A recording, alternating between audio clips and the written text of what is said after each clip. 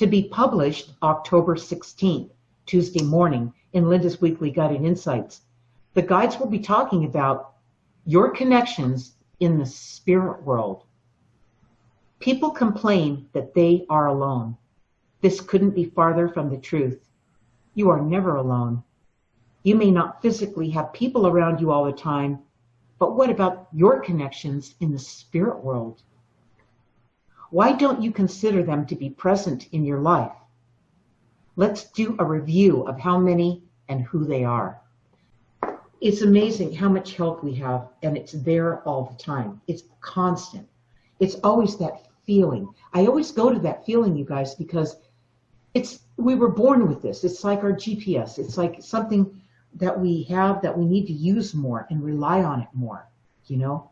And even when things happen, like, let's say at work, Kathy, when you're at work and you're up against something where people are, you know, they could be doing better. They could act better. They could be nicer. You know, it doesn't need to be like this. And yet, because enough people abide by this behavior, let's say, that it draws everybody down, you know?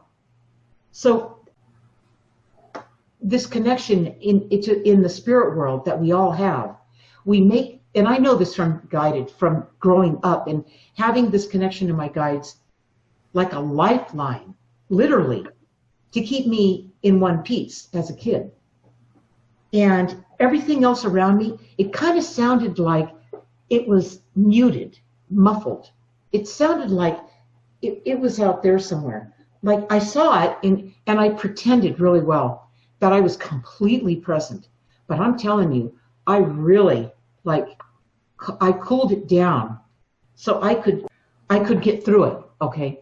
So you learn how to balance this stuff out in yourself to stay connected no matter what kind of chaos is going on around you, all right? Or where you think you might like to be better than where you are. You know, we just have to be present. It's the only way we get any advantage over anything is being present. You can't be in the past, you can't be in the future. You've got to be, you're right here. This is where it's happening right now. It's now. So this thing with your job and where you feel you'd rather be, here's just another thought on that. Who knows what would have happened if you were able to quit your job and, you know, you drive down the highway and boom, there, it's all over. Well, damn. You do not know what you're being moved out of the way of. You don't know. I mean, there could be something coming up where all of a sudden, thank God you had that job. You kept that job. And those connections, I don't know. There's just... Well, that did happen. I mean... Yeah. There's my husband got sick, and I'm the one who carries the insurance, so... Well, that's a big incentive to protect him, you know? Right? Yeah. So... but there's other reasons why things happen, Kathy. It's, you know, it appears to be that way, that one thing. But it's always so much more. I learned that. I wrote about it in Guided.